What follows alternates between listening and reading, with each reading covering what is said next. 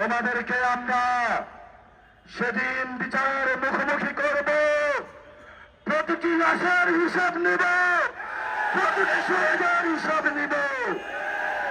আমরা শহীদ হতে প্রস্তুত আছি। আমরা এক আল্লাহ ছাড়া কাউকে ভয় পাই না। আমরা আজাদির পক্ষ, বন্যা গোলামীর পক্ষ। আজাদির মিছিল চলবে চলবে।